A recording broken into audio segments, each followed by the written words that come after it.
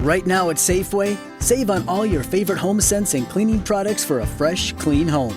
Shop for deals on items like Glade candles and plug-ins, Febreze air fresheners, Clorox cleaners, Swiffer wet cloths, or Scotch-Brite sponges. Plus, deck the halls and shop for deals on items like mini light sets, holiday wrapping paper, holiday candles, and holiday cards. Offer expires December 26th. Restrictions apply. Promotions may vary.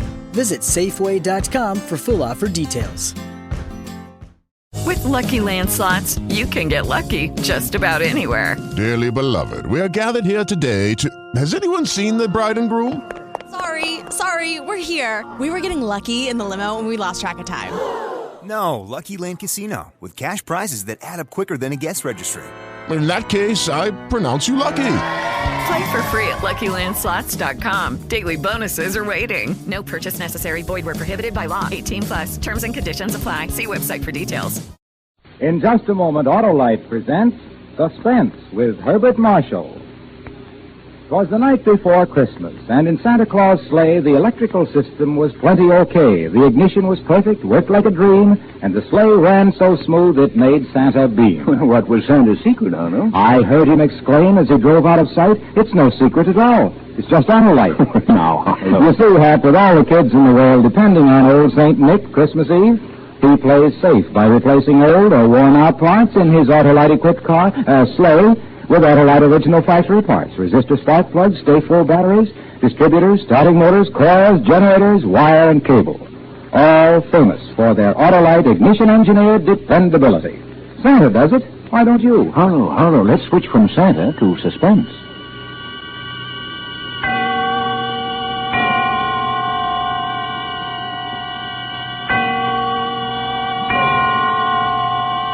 Suspense.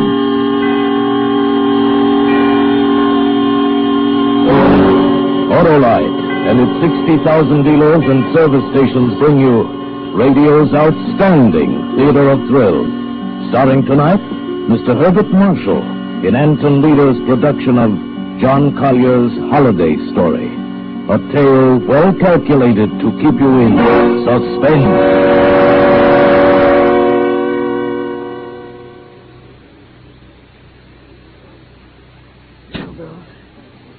Jingle all the way. Oh, what fun. Just right. Little one-horse open sleigh. Oh, jingle bells. Wilfred! Yes, my dear. What on earth are you doing down here in the cellar? Why, just doing a little digging. And why, may I ask, have you chosen this day of all days to dig up the cellar floor? Well, I thought as the weather's been so damp, this would be a good time to plant that little Devil's Garden I told you about. Devil's Garden? What sort of nonsense is that? Oh, that was my little joke about it. You see, I've managed to get hold of the spores of several unclassified wild orchids. Oh. In their wild state, they bloom under damp masses of leaf mold. The Araucanian Indians call them devil flowers because they appear to bloom under the ground. Well, I'm sure the Araucanian Indians will be very interested if you succeed in growing these ridiculous flowers under the cellar floor. Whom else it will interest, I can't imagine. Ooh, what's that terrible smell? That's the leaf mold. Chemically identical with the earth blanket they grow under in the wild state. I suppose I should line the pit with concrete so as to prevent seepage from this foreign soil, but I don't suppose there'll be much time for it now, and I do want to get these started before we close the house. There certainly will not be time for it. Do you realize that we're sailing for America a week from today? And you've made no arrangements whatever. Unless you call digging a hole in the cellar making arrangements. I certainly don't. Devil's Garden, indeed. Sometimes I think you're growing soft in the head, Wilfred. I suppose it is inconsiderate of me. You see, I've been wanting to try this experiment for a long time, but what with my lectures and seminars at the university, there never seemed a time. Well, there certainly isn't any time for it now. I suppose you've forgotten I made an appointment for you at the barber's this afternoon. Oh, no. But, must I shave off my beard, Hermione? I thought we'd been through all that. Of course you must. They don't wear beards in America. Go get your jacket on and do as I tell you. Yes, Hermione. And don't forget to take your umbrella. It looks like rain. Yes, Hermione. Oh, don't look so put upon, Wilfred. No, Someone has to plan things in this house, or you'll never even get to the university in time for your lectures, much less make arrangements for a trip to America. Oh, I know. But what about my specimens? There'll be plenty of time to plant your precious Devil's Garden when we get home from America. We're not going to be gone forever, you know. We'll be back here for the holidays.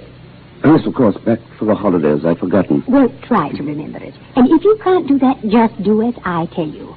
I've been making the plans in this house for 20 years. And if there's any digging to be done, I'll manage that as well. You understand, Wilfred? Yes, Hermione. Good. You have just 20 minutes to clean up this mess down here and keep your appointment at the barber's. And when you finish there, I want you to come straight home. Oh, I wanted to stop and pick up some books I ordered. Well, all right. But don't loiter the whole afternoon browsing over those old books the way you usually do. Now hurry and clear up this rubbish. Get rid of that smelly stuff. And no more digging, mind you. Yes, Hermione. Yes, Hermione. How many years has it been since I've been saying that? 10 years, 15, 20? Clear up the rubbish. Yes, Hermione. Don't forget your umbrella. Yes, Hermione. Do this, do that. Yes, Hermione. Yes, yes. How much longer can I stand this?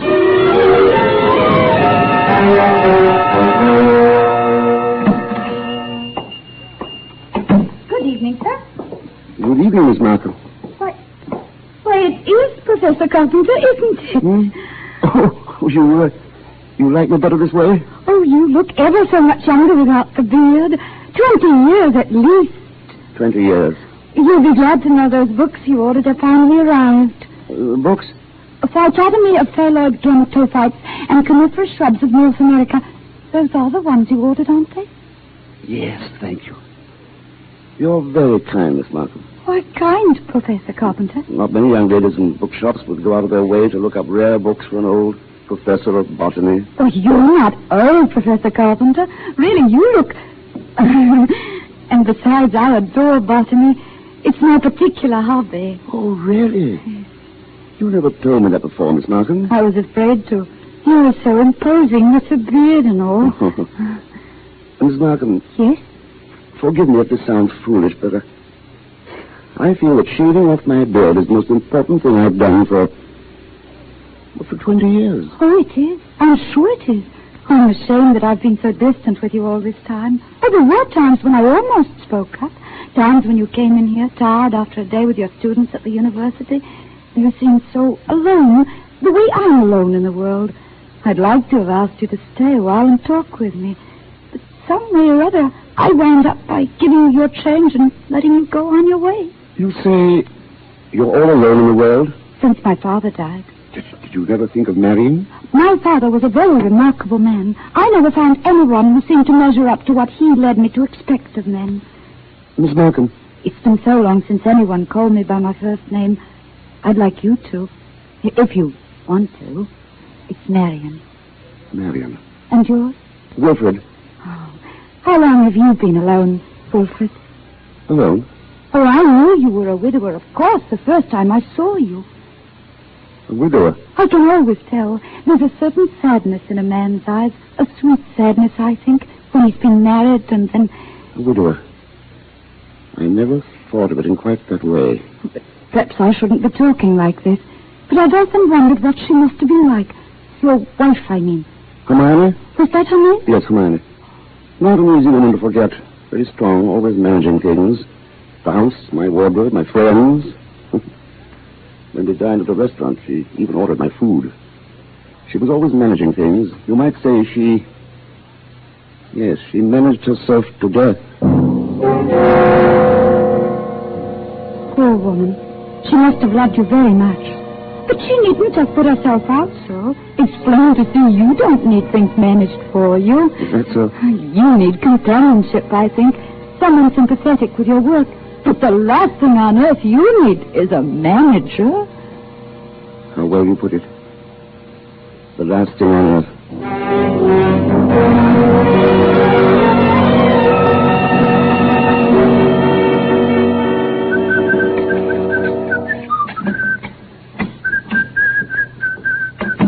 Well, at last. You certainly took long enough about it. What are you looking so pleased about? I don't know, Hermione. Getting rid of the beard, perhaps. I feel 20 years younger. Oh, you look even smaller. Your face looks triangular or something. I'd forgotten your chin was so weak. But never mind that. You can grow it back soon enough after the holidays. Where are you going? Down in the cellar. Oh. I just bought this electric lantern and I thought I put it away down there. Now, whatever possessed you to buy a thing like that? I don't know. I want to light this lantern. Might come in handy. Who knows? Now, Wilfred, don't start digging down there again. I've 100 things to do putting the house in order before we leave. I want you to carry these boxes upstairs for me. Yes, Hermione. And if you are going down to the cellar, take this along and stuff it into the furnace. Well, this is my old bathrobe. I may need it. Nonsense. I bought you a new one. Get rid of it. And don't start pottering down there with that devil's garden or whatever you call it. I'm through digging, my dear. I think the pit is quite deep enough now for my devil's garden.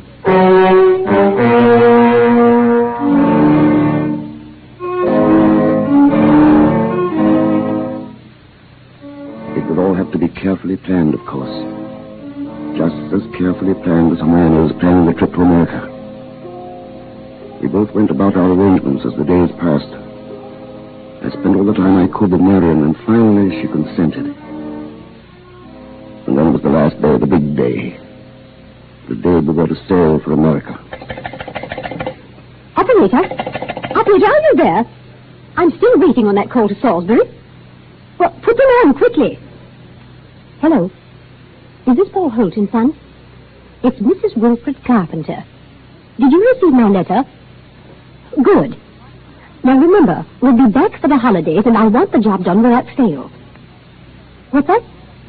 Oh, no, I'll be sure he doesn't suspect anything. Send the bill to me in New York as I instructed you, addressed in my name, of course. Oh, yes, I've already put them in the mail. You'll get them tomorrow. Thank you. Thank you so much. Oh, here you are, Wilfred.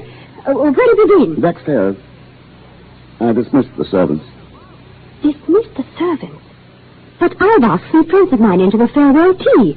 Go and tell them it's a mistake. I'm afraid it's too late now. They've packed and gone. You have messed things up properly. How many times have I told you to leave things to me? I make the plans around here. Yes, Hermione. You'll have to do better than this when I plan the trip home, or we'll never in the world be back here for the holidays.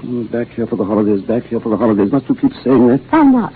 We are coming back for the holidays, aren't we? And supposing I were offered a professorship in one of those wealthy American universities. Nonsense. Americans care nothing for botany. Luther Burbank was an American. That's different. What have you ever done except muck around in the dirt with a lot of roots and tubers? Well, they asked me to lecture. That means something. Of course they ask you to lecture. Americans will pay to hear any foreigner deliver a lecture. Once. Now, there's no use getting yourself in a state about this, Wilfred. No doubt this extra money will come in very handy when we arrive back for the holidays. Precisely. And it's no good your making a joke of it. Heaven knows where you'd be today if I hadn't got a sense of time. Yes, my dear Hermione. And as you've been so foolish as to dismiss the servants, you may empty the ashtrays and straighten up this room while we're waiting for the guests to arrive. I'm going upstairs to change. Call me when they get here. Yes, Hermione.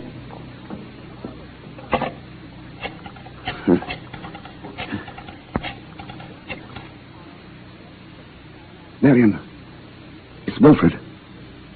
No, my darling, nothing's wrong. My plans are the same, and of course you've changed. Well, we'll meet in New York and be married there. I'll explain why later. You'll have to trust me. Yes, my darling. Wilfred? Sorry, I can't talk any longer. Yes, I'll meet you in New York without fail. Until then, my darling. Wilfred? Were you talking on the phone just now? Yes, Hermione. Whoever was it? Freddie. Freddie Sinclair. Didn't I hear you say something about meeting somebody in New York? Yes, old Freddie said he might possibly get over there before we leave. I should, of course, we'd meet him there if he did decide to go. He's very peculiar. Then all of your friends are peculiar. Yes, Hermione. And just look at your jacket. Have you been digging in that cellar again? Yes, Hermione. Well, there's no need for it. You can't possibly get that devil's garden thing finished. Go and change your clothes before the guests arrive. Yes. Oh, never mind. I see somebody coming up the walk now. Go and let them in. Yes, Hermione. Wilfred? Yes, my dear? Look out the window. There's Professor and Mrs. Goodenough, but who's that with them? Well, it's... Precisely. Freddie Sinclair. Surely you should have been talking to him on the phone not 3 minutes ago, and now here he is. Yes, isn't it? But then as you say, Hermione, all my friends are peculiar. Not half so peculiar as you. Digging in the cellar an hour before we leave for America. Just look at yourself. And now that I think of it... Yes, Hermione? Oh, never mind. Go and let them in. So you better ask me something. The hole I'm digging in the cellar. Oh, good heavens, stop rolling your eyes about that way. One would think you were digging a grave down there instead of a storage bin. Yes, Hermione. What's that? I said yes, Hermione. Oh, Father, open the door and stop saying yes, Hermione. I think, my dear, I've said it for the last time.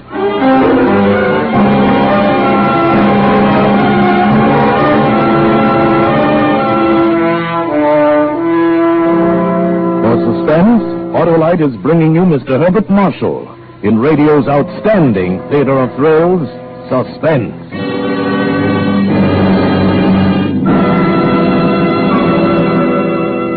Well, Hap, what kind of presents are you giving your car this Christmas? My car?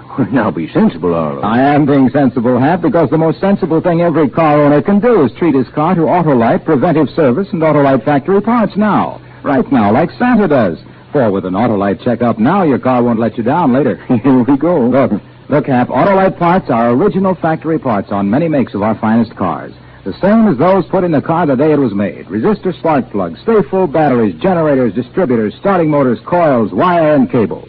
Your car uses them all. Autolite makes them all. You know, Autolite parts and your Autolite-equipped car go together, like Damon and Pythias, like Duncan and Fife, like Chip and Dale. What's one without the other? Chip and Dale. So don't accept parts that are supposed to be as good. Get Autolite parts, for Autolite parts are built for your car, Santa's car, everybody's car. Oh, you're wonderful. Why, you've got Santa and everybody switching to Autolite. So, friends, follow the footsteps of Dasher, Dancer, Dunder, and Blitzen, and whip on down to your nearest Autolite service station or the dealer who sells your make of car, and ask for original factory parts and service. Okay, Harlow. Right now, here's Suspense. And now, Autolite brings back to our Hollywood soundstage Mr. Herbert Marshall, starring in a gripping tale well calculated to keep you in suspense.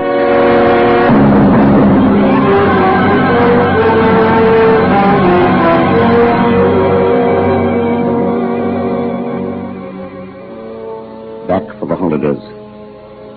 Hermione was so positive that we'd be back for the holidays. That last afternoon, pouring tea for a few friends who had come in to say last-minute farewells, she kept reiterating it. Now, mind you, Hermione, don't let those Americans lure your husband with one of their fat university jobs. We absolutely must have you with us for the holidays. He will be back, I promise. Good. It's not absolutely certain, of course. Wilfred, what do you mean it's not certain? Of course it's certain. After all, Wilfred, old boy, you contracted to lecture for only 2 months. That's right. But then, of course, anything may happen. Oh, Wilfred adores being unpredictable. Now, what other man would decide the very day, mind you, before leaving for America, to dig a great hole in the floor of the cellar? In the cellar? Yes, he's going to put some unclassified wild orchids down there. A devil's garden, if you please. Oh, my God. Sounds so mysterious. Oh, my God. That's Wilfred, though. It's really quite simple, once you find out what he's up to. Now, take that telephone call he put through to you a few minutes before you arrived, Freddie. To me? Of course. Wilfred wanted to surprise me about your plan to meet us in New York next month. Wasn't that why he called? To ask you not to mention it? But, my dear Hermione, Wilfred couldn't possibly have telephoned me within the past hour. I've been walking in the park since 3. He didn't telephone you? How could he? And there's am I going to America. No, come, Freddie. You may as well own up. Hermione's found me out again. But, Wilfred, old chap, I really don't. You see what a poor liar Wilfred makes. He's as red as a beetroot. Aren't you ashamed of yourself, Professor? Stringing poor Hermione along like that. And as for you, Freddie, I'm furious. You said nothing to us about going to America. But look here, old girl. I've been trying to tell everyone here. Oh, stuff and nonsense. The game's gone on long enough. Besides, we must start getting ready. It was marvelous of all of you to come in to say goodbye. And don't worry about Wilfred's little jokes. I will bring him back for the holidays. You may rely on it. They all believed her. For years, she'd been promising me for dinner parties, garden parties, committees. And the promises had always been kept. This time they wouldn't be. I'd seen to that. The servants were gone for good, the farewells all said. I had timed to the minute how long it would take to fill in the hole in the cellar. My devil's garden. Upstairs in the bedroom, I undressed, folded my clothes over a chair, put on my old bathrobe. Then I opened the door into Hermione's room. Hermione, have you a moment to spare? Of course, dear. I'm just finished. Then come in here for a moment. There's something rather extraordinary here. Oh, good heavens, Wilfred. What are you lounging about in that filthy old bathrobe for? I told you to put it into the furnace. I'll go today. Yes, I really will, I promise. Well, high time. Now, what is it you want to show me? In the bathroom here. Just look. Who in the world do you suppose dropped a gold chain down the bathtub drain? Nobody has, of course. Nobody wears such a thing. Then what's it doing with her? Well, I don't see anything. Here. I'll hold this flashlight for you. If you lean out over, you can see it shining deep down. Such a lot of nonsense. Just as well. I don't see it, Wilfred. Go on looking, Hermione. In just a moment. Wilfred, I absolutely refuse. Wilfred, what are you doing? Take your hands off my neck. I will, Hermione, just as soon as I finish the arrangements for my trip to America. What are you talking about? You thought you were the only one who could plan things, didn't you, Hermione? Well, I've been making some plans of my own this past week. In exactly 1 minute and 45 seconds, you'll be dead. You see, I planned it very accurately. You'll never get away with it. I thought you'd say that, Hermione, but I will get away with it. You won't mind the smell of the leaf mold down in the cellar when I take you down there today. Yes, that's where you're going, Hermione. Into my devil's garden that annoyed you so much. My friends, they'll all expect me back for the holidays. And if I don't come back, they'll start asking questions. No, they won't. No, because you'll write them letters, Hermione, on the typewriter, as you always do. They'll be signed H, in that neat, cryptic way you always sign your notes to your friends. Oh, then let me up now. No. It won't work, Wilfred. You were never any good at planning. But I've changed. I've learned from watching you all these years. The lecture people in America. They'll be expecting you to travel with your wife. I will be traveling with my wife, but not my present wife, Hermione. Huh? Fortunately, they've never met you. I'll write a few letters home for you, then fewer and fewer. I might even come back alone in a year or two and sell the place. Say you died in America. Nobody will ever suspect that you're lying under the floor of this cellar in this very house. Wilfred, it won't work, I tell you. That pit you dug in the cellar. I can assure you, my dear Hermione, it will serve its purpose well. Wilfred, you must... Sorry, my dear, I've got to get this done according to plan. You have just 5 seconds to say your prayers. Wilfred, you must listen. The cellar is...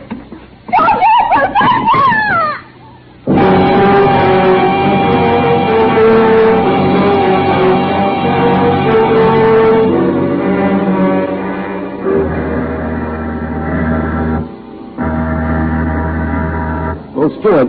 Yes, sir? My wife is indisposed. She'll be taking her meals in our stateroom. For the whole voyage? Yes, for the whole voyage. Well, I trust your wife is feeling better this morning, Professor Carpenter. A little, yes, not yet well enough to leave her cabin. I'm sorry.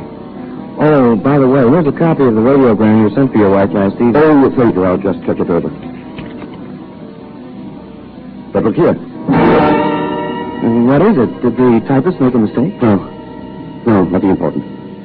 She can correct it later. For a moment, I had a feeling that Hermione had been leaning over my shoulder again, correcting what I had written. She always did. I had written a radiogram to Professor Goodenough and his wife. Had not been out of the cabin the whole beastly trip. Wilfred well. Doubt will be back for the holidays. The copy read, no doubt will be back for the holidays. Exactly what Hermione would have written. Well, the rest of the voyage was uneventful. And Marion and I met in New York just as I had planned. Just as I had planned.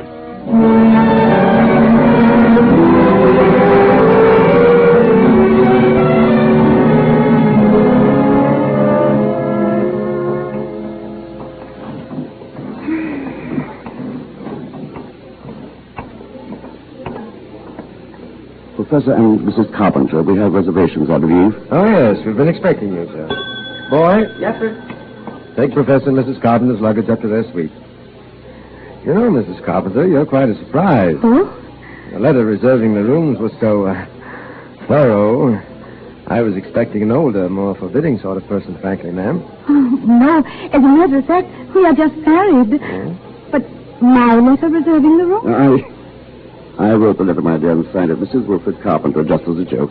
What a cunning old fox you are, Wilfred. Now that I think of it, I am, rather. Oh, I almost forgot. A letter for you, Mrs. Carpenter. That's peculiar. I wonder who on earth... Well, we'll find out in good time, honey. Come along. We're keeping the boy waiting.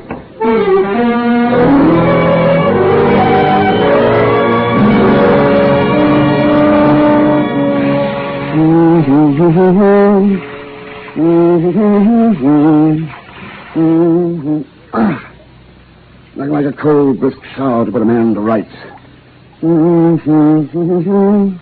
Wilfred, this letter... Oh, yes, letter. Darling, dye my hair, will you? Yes, dear. It seems to be a bill of some sort from a building contractor in Salisbury. Oh, that's wonderful. Oh, Barbara, you're only... Thank you, Miss Smith.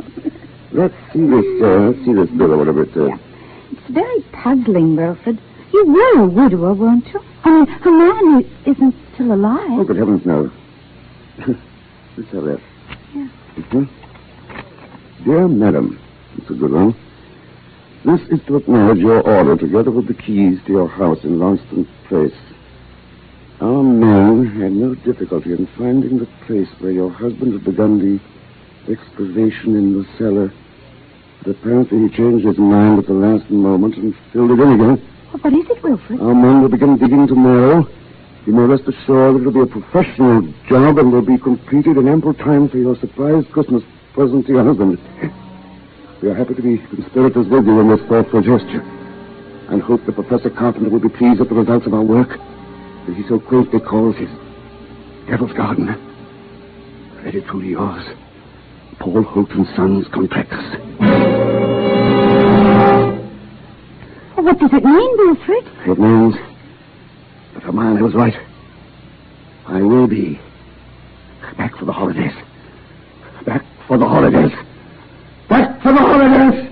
Back for the holidays! Back for the holidays!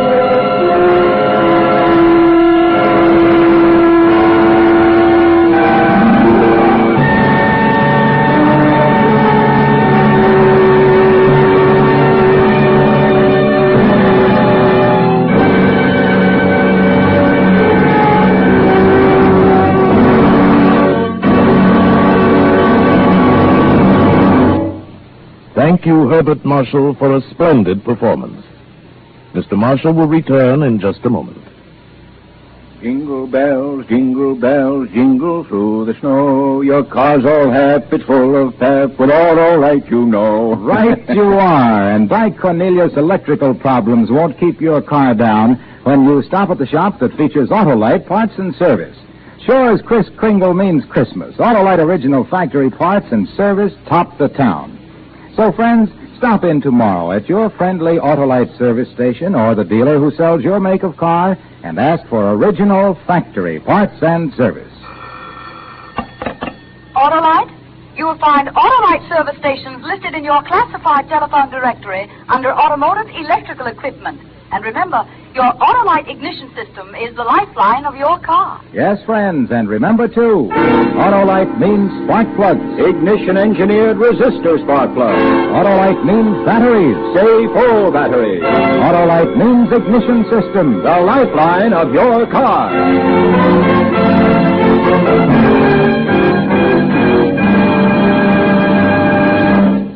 And now here again is Mr. Herbert Marshall. It has been a pleasure to appear tonight on Suspense, and it is my pleasure to extend to all of you, for Autolite, Tony Leader and his Suspense cast and crew, and myself, best wishes for the holiday season. Next week, on radio's outstanding Theater of Thrills, you will hear William Bendix in another gripping study in Suspense. Herbert Marshall will soon be seen with Margaret O'Brien in the Metro-Goldwyn-Mayer production of The Secret Garden. Tonight's suspense play was dramatized by Robert Tallman from a story by John Collier. Music was composed by Lucien Morawek and conducted by Lud Gluskin. The entire production was under the direction of Anton M. Leader. In the coming weeks, Suspense will present such stars as Ethel Barrymore, Dana Andrews, Robert Montgomery, Danny Kaye, and many others. So make it a point to listen each Thursday to Suspense, radio's outstanding theater of thrills. And next Thursday, same time, hear William Bendix.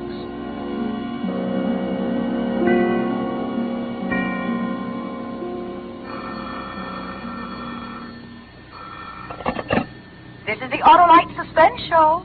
While we in North America are enjoying an abundant Christmas, millions of people in Europe are still hungry. Your $10 sent to CARE, C-A-R-E, will go a long way toward putting some less fortunate European family back on the road to health, happiness, and freedom. Good night. Merry Christmas from Autolite. This is CBS, the Columbia Broadcasting System.